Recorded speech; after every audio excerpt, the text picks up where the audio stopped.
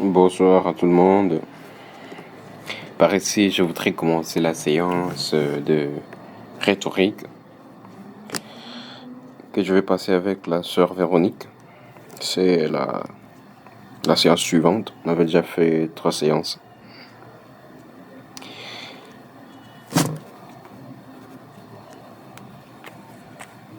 Bonsoir Véronique. Bonsoir, mon frère. Ok, nous voici encore une fois ensemble après un moment des pauses. Et nous étions à plein milieu de notre formation, qui était justement pleine d'informations sur la rhétorique. Nous avions déjà rassemblé certaines informations qui demandaient plutôt la mise à pratique. Je ne sais pas si tu as des idées par rapport à ce qu'on s'est dit la fois passée, ou si tu as une question avant qu'on continue ou qu'on passe à une nouvelle matière. Bien. D'accord, merci beaucoup. Par rapport à ce qui a été dit la fois passée, la dernière séance, c'était le 13 novembre. Notre séance était sur la suite de la prise de la parole. Ok. Dans cette séance, nous avons donné la structure de la prise de la parole qui doit commencer par une petite introduction, le développement et la conclusion. Concernant l'introduction, dans l'introduction, nous sommes invités à donner une citation ou bien un proverbe qui va attirer l'attention de nos auditeurs, qui va attirer l'attention de nos auditeurs, qui va les motiver à suivre ce que nous voulons présenter. À partir de l'introduction, on a bien fait une introduction, le développement et la conclusion va se suivre. C'est ce que nous avons dit et de là aussi il y avait des petites corrections par rapport à notre manière de parler, surtout sur la prononciation. Vous m'avez dit il y a quelque part si les deux consonnes se suivent, comment le prononcer. Il faut aussi bien prononcer le mot quand je parle ou bien quand je suis devant le public. Ok. Et la suite aussi, c'était concernant justement à part la prononciation, j'avais aussi suggéré l'imitation d'un personnage qu'on peut toujours choisir. Et une dame dans votre cas ou un homme dans mon cas. J'ai rencontré un autre qui parle de façon plutôt louable. C'était un journaliste à la radio France 24, les journaux télévisés de ce soir. Je te disais, j'ai toujours aimé aussi la manière de parler de Fabrice Eboué, aussi celle de Grand Corps Malade, c'est un slameur et musicien, hein. Aussi celle de Gad Elmalek, lui c'est un humoriste. Et donc il y a des manières de parler que nous pouvons imiter directement des autres. Et ça aussi on en avait parlé. Donc déjà avec ces informations-là, ça nous laisse du boulot, de la pratique. Et j'ai ajouté à cela que la pratique, ça prend notre quotidien. Si je dois prendre la parole quelque part, j'ai fini par appliquer ce qu'on a vu dans le cours de rhétorique. Et aussi, si j'ai suivi une vidéo de quelqu'un que je voudrais imiter, et donc là, je sais quoi faire par après. C'est essayer de l'imiter en fait, dans sa voix, dans son volume, dans sa manière de faire. Ça aussi, ça nous attend. Ça fait un peu longtemps, tu te rappelles la personne qu'on devrait imiter? que toi tu devrais imiter? Les noms? Tu te rappelles un peu? On peut avoir. J'avais choisi une femme du nom de Hannah. Anna, ok. Oui, Ah t'as raison, oui, oui. Euh, et donc, euh, oui, donc Anna et tout ce qui, toutes les dames qui parlent comme elle peuvent devenir des modèles pour toi. Essaie de me prononcer encore une fois le mot quelque. s'il vous plaît. Le mot quelque, tu me le prononces un peu pour voir? Quelque. Oui, quelque. Tu vois, il y a un petit retard entre le L et le que pour toi. Quelque, quelque. Oui, quelque. Oui. Parce que tu aurais, dans ce sens, dans ce cas, tu aurais la tendance de dire quelque. Donc tu laisses une petite place, ça altère aussi la beauté, ou ça peut altérer, je vais dire. Ça s'ajoute. Enfin, j'étais attendu à reprendre cette remarque dans la révision.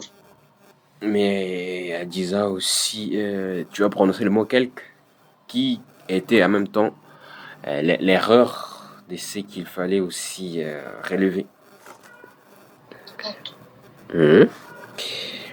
Et déjà, je te trouve vraiment courageuse et géniale. Et géniale. Ce qui me rassure dans la suite du cours.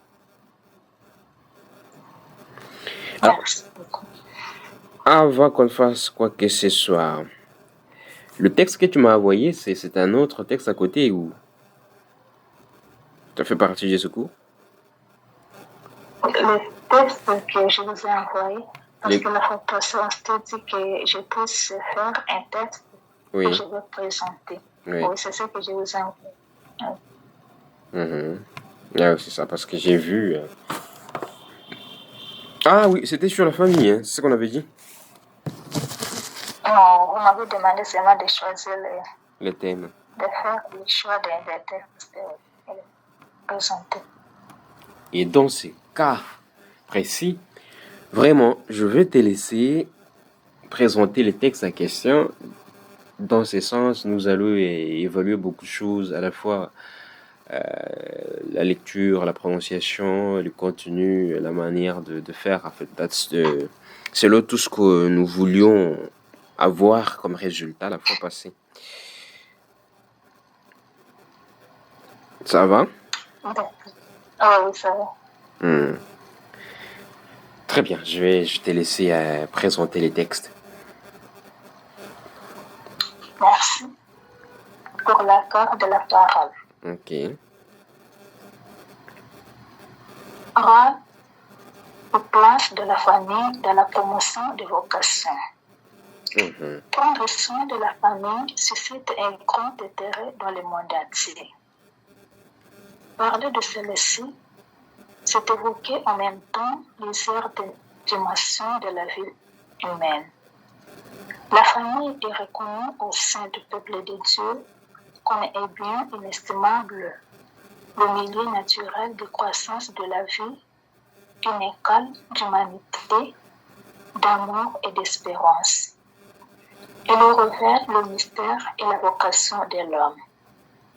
Pour trouver la dimension spirituelle, pour ressentir le goût, la beauté, l'invitation à faire de vie des familles une bonne nouvelle, un motif de bonheur, une place dans la source de l'amour comme lieu du don où les relations naissent et se construisent.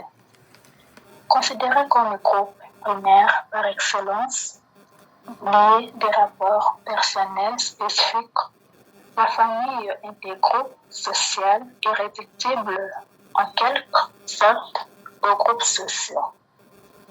La famille est un espace où l'enfant construit son bonheur présent et futur. Okay. Son rôle est de donner une éducation. La communication, la confiance, la coopération et l'amour sont les grands de ces rôles. Ce rôle dévolu à la famille peut avoir plusieurs orientations, notamment intellectuelles, morales, physiques, spirituelles. La famille est le premier lieu qui aide l'enfant à s'orienter dans sa vie à tout point de vue.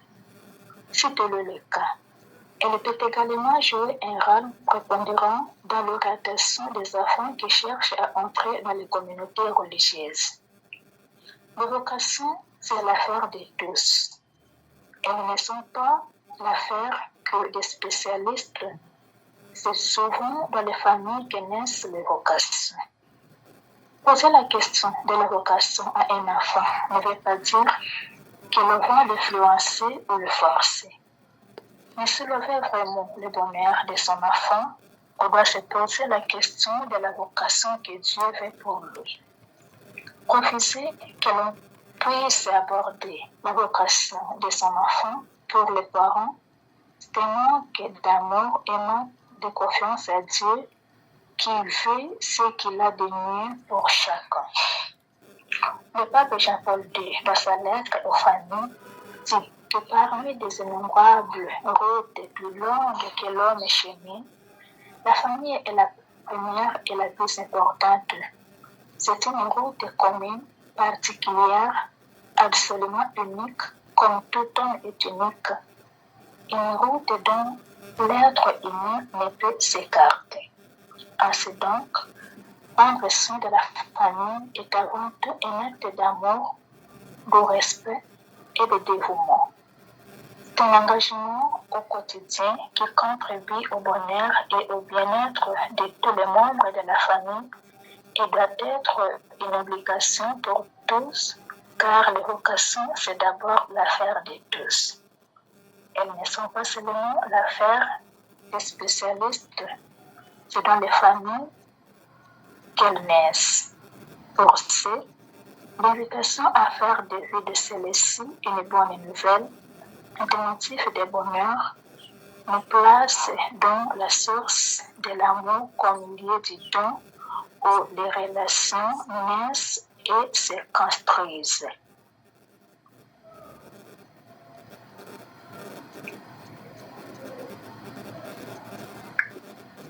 Voilà, tu as fini et tu attends que je dise que tu as fini. Moi, je tentais que tu me dises que tu as fini. Oui.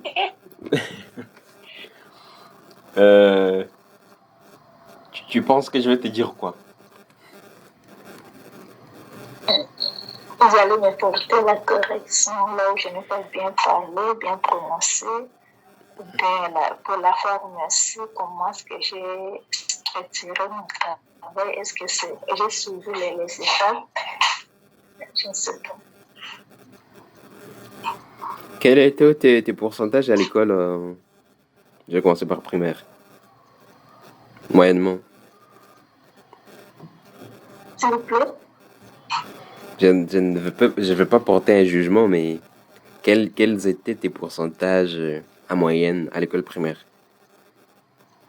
Pour toutes les classes. À l'école Primaire. primaire, en moyenne, c'est 7 à 5. Alors, tu es brillante. Allô? Tu es brillante. C'est déjà bien. C'est le signe d'intelligence. Oui, oui. Alors, le texte que tu as présenté, c'est un beau texte. Il est logique, ça veut dire il y a une introduction, il y a un développement, il y a une conclusion aux leçons dans les textes. Parce que c'est ça, la forme que doit prendre chaque partie, même chaque paragraphe. Il faut toujours une partie introductive, une partie qui développe, ou bien une partie dont il s'agit, et puis une partie qui essaie de conclure à chaque fois. Alors, déjà, la partie que tu as présentée, elle est vraiment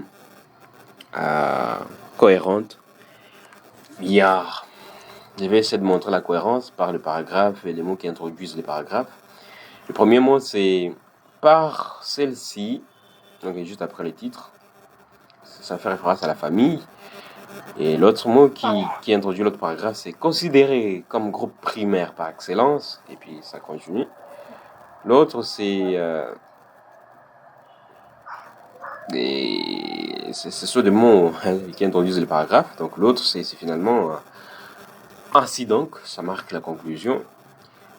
Et aussi une sorte d'extraction de la conclusion. Pour ce, c'est bien. Donc la tendance, c'est que quand on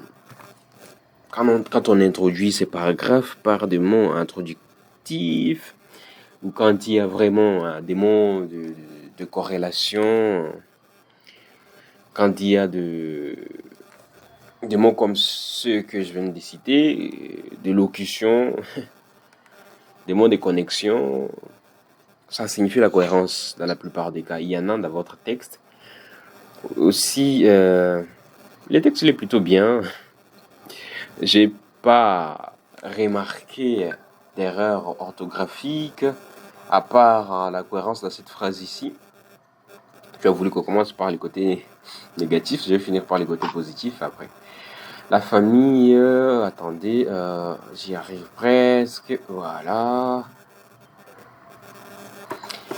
L'évocation, c'est l'affaire de tous. Je suis à la fin de la première page. La dernière, oui, l'avant-dernière phrase. L'évocation, c'est l'affaire de tous. Elles ne sont pas l'affaire que des spécialistes. C'est souvent dans les familles que naissent les vocations.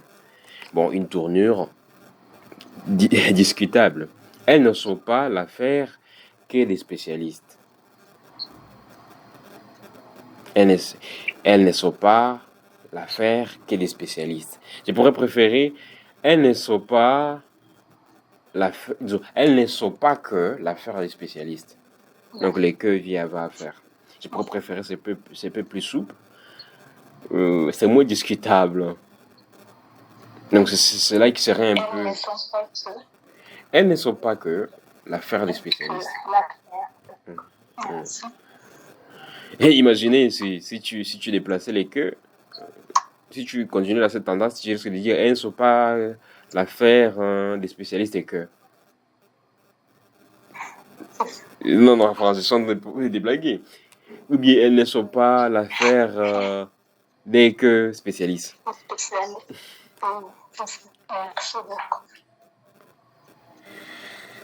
Imaginez, il y a aussi la possibilité de dire elles ne sont, disons, elles ne sont, disons, elles ne sont que pas l'affaire des spécialistes. Elles ne sont que pas l'affaire des spécialistes. Bon, c'est une manière de le dire, mais elle est lourde. Et peu comme la tienne, et je la trouve pas souple.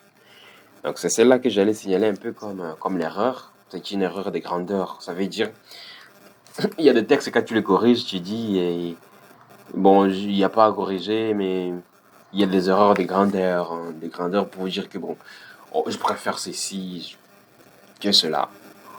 Parce que je n'ai plus rien à corriger. Et donc, il y a 9 sur 10 au niveau de l'orthographe. Il y a 9 sur 10 au niveau de la cohérence. Mais le vocabulaire, il est bon.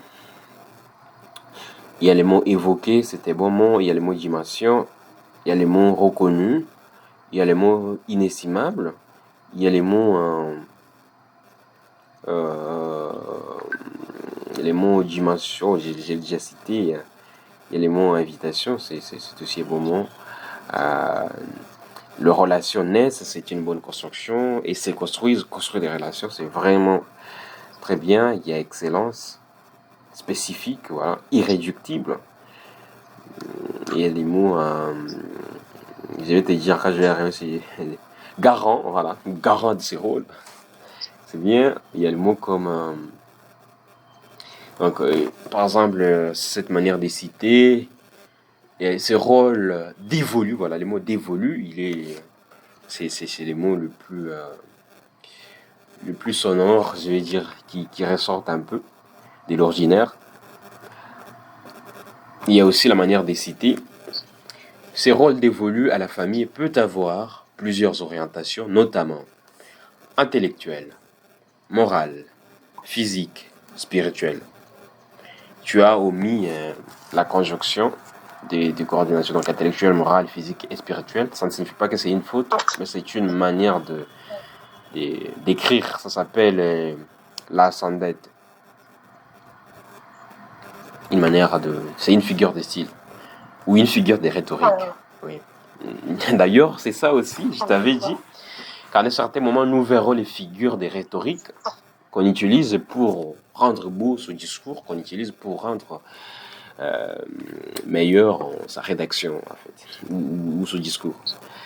Mais tu as fait ça, c'est vraiment bien. Il y a d'autres mots que je peux citer. Prépondérant, c'est des beaux mots.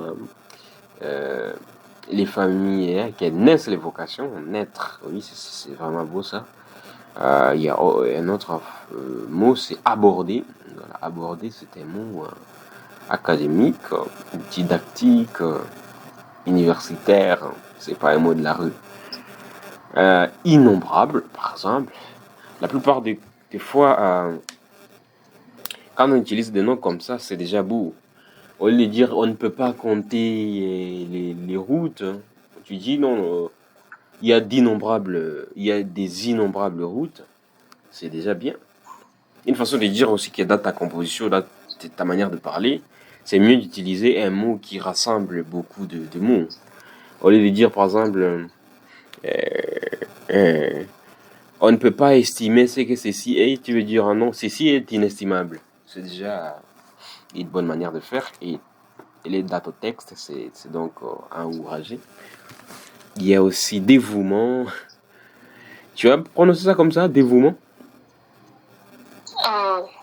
Il y a le mot bien-être, c'est celui qui est écrit ça tiré. Je vais y ajouter les tirés et ça s'ajoute parmi les erreurs qui sont dedans. Bien-être. À moins de dire que c'est un ordi qui n'a pas... Ah, je n'ai... Cette modification... Ah oui, c'est ça. Ça commence à activer une modification. Ça disait que je ne pouvais pas ajouter quelque chose.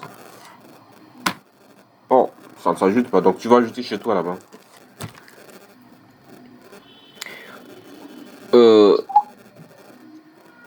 C'était dans la conclusion au fait que j'étais. Vocation, c'est aussi un mot particulier. Motif, voilà, un motif de bonheur, oui. Naissent et se construisent, oui, voilà, c'est une manière aussi de faire. Alors, je vais essayer de revenir au niveau de la prononciation. Si le texte est bon, s'il est cohérent, s'il n'y a pas de faute d'orthographe, je vais revenir au niveau de la prononciation. Je n'ai pas aimé que tu aies prononcé les mots celle-ci.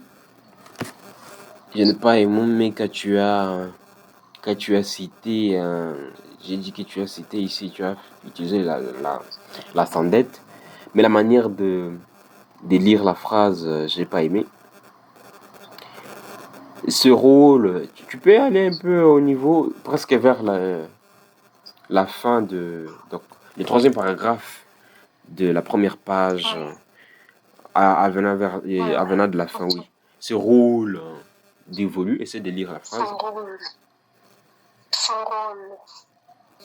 Continue, lis la phrase tout entière. Son rôle dévolu à la famille d'avoir plusieurs orientations, notamment intellectuelle, morale, physique et spirituelle. Alors, il n'y a pas « et ». La famille, oui. Non, il ne faut pas le mettre. J'enlève. J'ai mis parce que vous m'avez demandé de mettre. Non, j'ai dit que c'était une figure. Ça s'appelle la sandette. C'est bien. Oui, c'est aussi bien.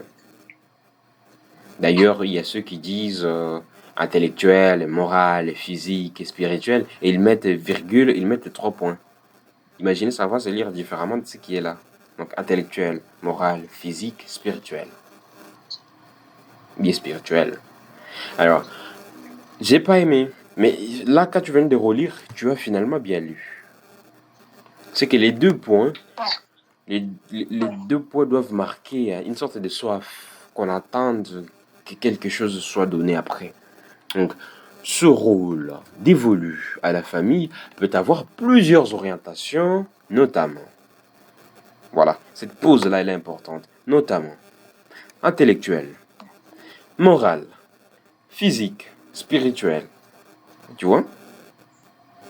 Oui.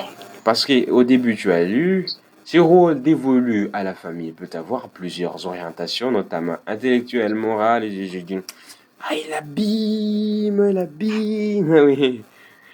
Hein? Tu as compris? Oui. Et j'ai compris. Alors, on revient au mot celle-ci. Tu prononces comment? Et je suis Celle-ci. Le mot celle-ci. celle-ci. Ou c'est texte, oui.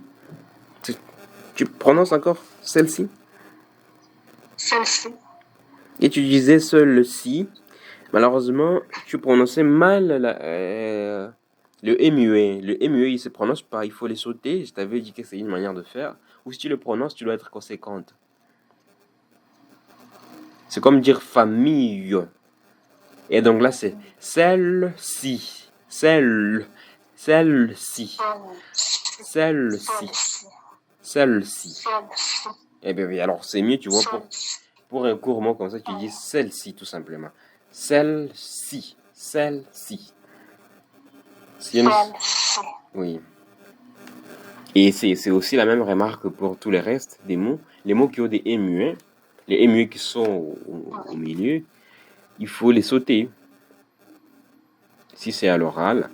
Mais si tu es dans un discours académique, si tu es... On avait distingué des discours, non? Si, oui. Des discours. Tu en as encore à mémoire?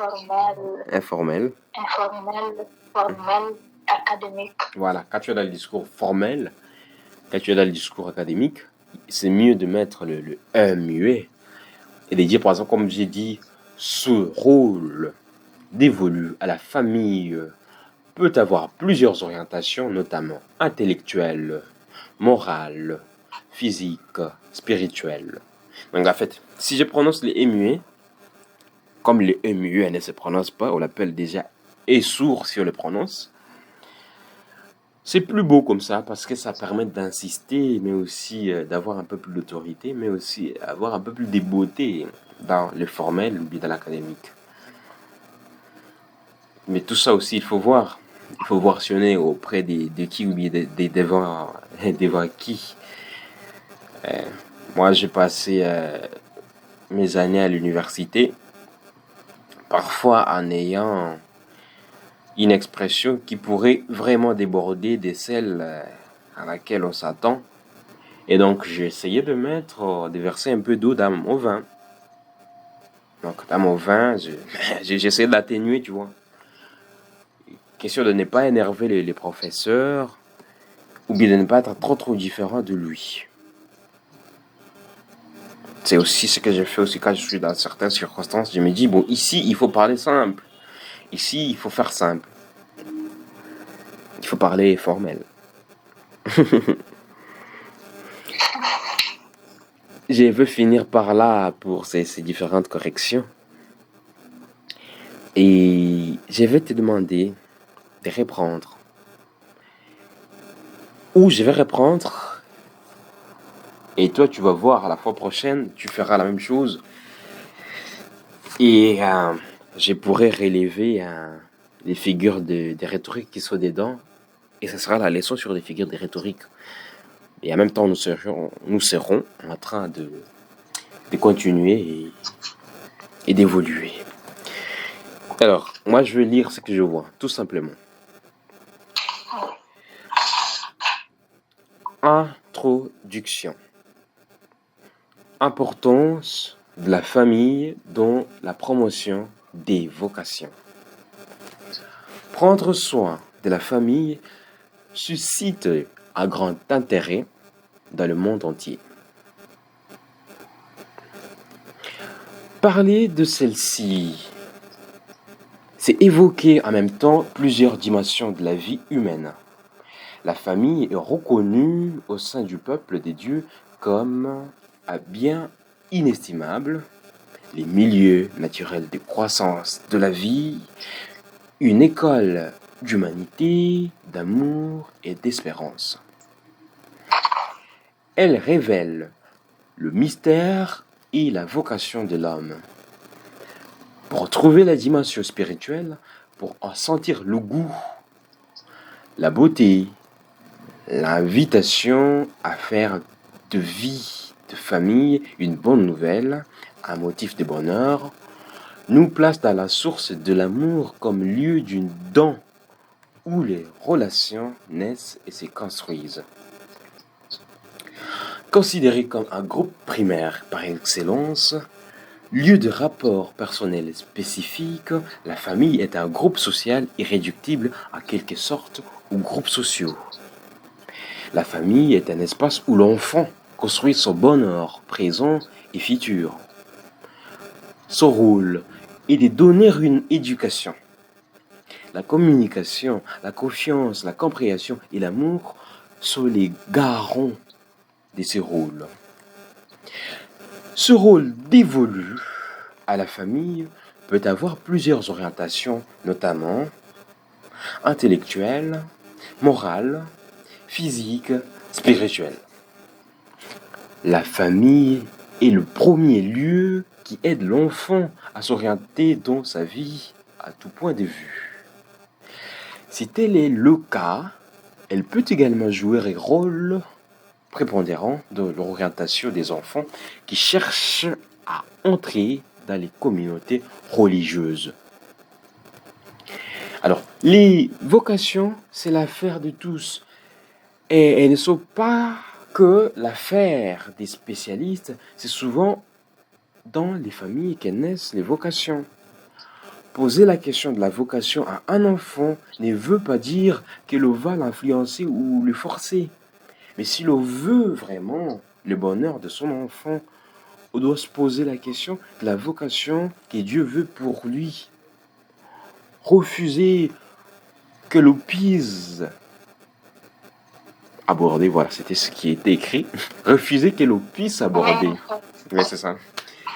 Refuser que l'on puisse aborder la vocation de son enfant pour les parents est un manque d'amour, un manque de confiance à Dieu qui veut ce qu'il y a de mieux pour chacun.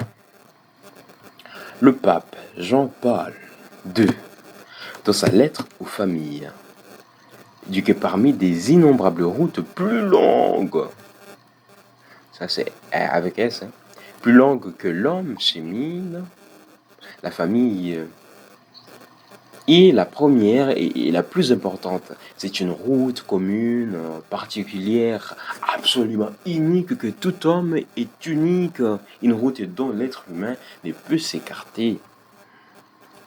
Ainsi donc, prendre soin de la famille est avant tout un acte d'amour, de respect et de dévouement. C'est un engagement au quotidien qui contribue au bonheur et au bien-être de tous les membres de la famille et doit être une obligation pour tous, car les vocations, c'est d'abord l'affaire de tous. Elles ne sont pas seulement l'affaire des spécialistes, c'est dans les familles qu'elles naissent. Pour ce, l'invitation à faire de vie de celle-ci une bonne nouvelle, un motif de bonheur, nous place dans la source de l'amour comme lieu du don où les relations naissent et se construisent. Merci. Tu as vu? Oui. Et alors, je vais revenir sur un seul mot. Hein. Je l'ai aimé quand je l'ai prononcé. Je ne sais plus si... Ah, c'est oui, c'est ça. C'est la première phrase. Enfin, après les titres et l'entête, là, je vais dire les sous-titres. Ouais. Parler de celle-ci, c'est évoquer en même temps. Tu as écouté comment j'ai prononcé? J'ai mis des liaisons. Hein. Et c'est beau ça, je t'assure. Quand tu as dans ta phraséologie un verbe qui est à l'infinitif et qui est suivi par une voyelle, tu peux mettre la liaison avec le R là qui est à la fin. Ça donne bien. Parler de celle-ci, c'est évoquer en même temps. Évoquer en même temps. Eh oui. Hein? C'est parler en adoucissant ce qu'on dit. C'est parler en adoucissant. Oui. Essaie de les dire avec la voix féminine. Lis-moi la phrase. Je reprends la phrase. Oui. Parler de celle-ci, c'est évoquer en même temps plusieurs Très bien. dimensions de la Tu famille. arrête.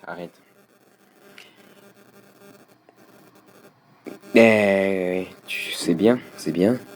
Tu as compris que pour mettre la liaison, il faut une certaine vitesse. Oui. Et donc, je ne peux pas dire, hein, parler de celle-ci, c'est évoquer en même temps.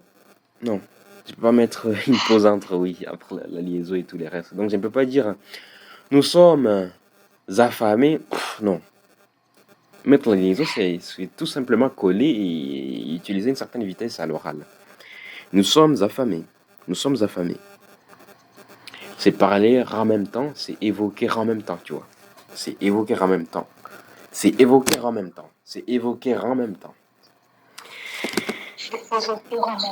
Oui, très bien. Si tu le permets, aujourd'hui on aurait fini, hein, parce que on a vu beaucoup de choses. Tu as rappelé ce qu'on avait vu la fois passée, c'est normal. Tu as présenté ton texte, une réussite. J'ai remarqué maintenant à Lisa qu'il y a certaines erreurs quand même. Même si c'était beau texte. Très très beau texte. Mais aussi, tu as révisité ta prononciation de la syllabe muette. Je vais dire par-dessous là où elle est muette. Les deux manières de le faire, c'est parfois de laisser les émuer carrément, mais ça peut être aussi de les prononcer, mais de façon sourde ou alors en état conséquent vraiment, que ce soit le E. Donc si je décide de se les prononcer, ça doit être le E. Par exemple, on peut dire petit, on a laissé carrément le émuer, on peut dire petit, c'est le E. Petit. Je peux dire, oui, je peux dire femme. Si je prononce les muets qui est à la fin, je vais dire femme. C'est un peu comme ça. Ouais. Et donc, je peux dire petite femme ou je peux dire petite femme. Et je te l'ai dit, dans un discours formel, dans un discours académique, c'est mieux de le prononcer de façon sourde. La petite femme. Alors tout le monde comprend, on attend ce que tu dis distinctement.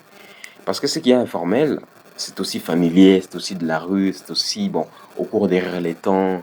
Alors là, on n'a pas besoin de se faire attendre. S'ils ont capté le 80% du message ou de ce qu'on dit, c'est déjà bien. Ça, tu as appris. Donc, tu as appris que ton texte était beau et que tu étais brillante. Tu as appris, tu as révisité ta manière de prononcer les muets. Je t'ai demandé de prononcer les mots celle-ci. Tu as vu. Je t'ai montré aussi comment est-ce qu'on peut lire quand on cite, je veux dire quand on énumère, c'est ça aussi. Quand on énumère quelque chose, on dit nous étions à deux dans la séance. Précisément, Véronique et moi. Donc on doit mettre une certaine pause pour insister un peu sur ce qu'on dit. C'est dans les figures de style que tu verras la valeur de toutes ces choses-là. Parce que les figures de style, non seulement c'est dans les textes, mais aussi il faut apprendre comment les exprimer dans les parler. Pose-moi une autre question, si ici il y en a. Sinon, on va finir par là. Tu as été génial. Il y a une question? Non, pas de question. Peut-être je vais encore fournir beaucoup d'efforts et encore de mots qui me semblent un peu difficiles pour prononcer. Par exemple, là où il y a les X, j'ai un peu de difficulté à bien prononcer le mot qui commence par X. Oui. Les X, les S et les C. C'est la raison pour laquelle tu as la tendance de mal prononcer aussi les mots celle-ci. Enfin, les groupes celle-ci. Des difficultés. Exemple. Même dans la difficulté. Oui. Tu viens de dire difficulté. Oui. C'est votre langue maternelle. Tu parles laquelle? Langue maternelle, Hum. c'est le Kizande. Est-ce qu'il n'y a pas le cas ou bien cette tendance-là de mettre des syllabes après le cas? Essaie de parler un peu, je vais écouter. 2 phrases. Un dialecte, Oui, Akin. Azande, si c'est un le gouan. Kizande. Dis que tu as aimé les cours. Dis que tu as aimé les cours et que ça va bien évoluer. Kupai Amigeti Arimation Bangbatirisa. Dis quelque chose d'autre. C'est tout. Dis quelque chose d'autre aussi. N'importe quoi. Allô? Continue. Dis n'importe quoi d'autre. Ok, je recommence alors. Kupai Amigeti Arimation Bangbatirisa. Nika manga makasa manga tipaka wili kapai belewe weningai. Voilà, j'ai trouvé. J'ai trouvé les tons, oui, c'est ce ton-là qui vous perd, justement. Je n'ai pas saisi les mots, mais c'est quand, alors qu'à un certain moment, ça vous permet un peu de ralentir. Donc, en fait, donc, c'est ça. C'est un peu ça qui entre un peu dans les français. Ça signifie que là, tu dois fournir beaucoup plus d'efforts, beaucoup plus d'exercices. La fois prochaine, je te listerai des mots qui pourraient te causer des difficultés. Tu auras une liste, comme ça tu pourras s'exercer comment les prononcer, ça pourra aider. Autre chose, pour NTP, pour préparer les cours de la fois prochaine, dans ton texte ici, tu vas me chercher 10 figures des rhétoriques qui sont dedans, 10 figures des styles. Dans le texte, tu vas chaque fois souligner dans ton texte, tu soulignes à bleu. J'ai vu que tu surlignais un peu à jaune. Mais cette fois-ci à bleu, tu dis, dans cette phrase, il y a une figure de style. Tu surlignes à bleu. Dans celle-ci aussi. Jusqu'à 10 phrases. Comme ça, quand on commencera le cours, on pourra chercher ensemble de quelle figure de style il s'agit. Mais toi, tu auras déjà su, parce que tu ne vas pas le faire au hasard. C'est compliqué? Je vais essayer. Souligner les figures de style. Mais bon, rendez visibles les phrases qui ont des figures de style.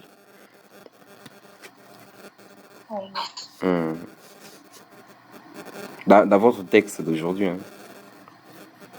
Oui. Très bien. Nous avons pris aujourd'hui 43 minutes.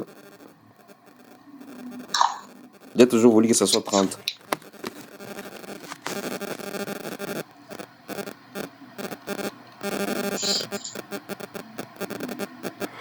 Pour information, il nous reste 7 séances d'environ 40 minutes chacune.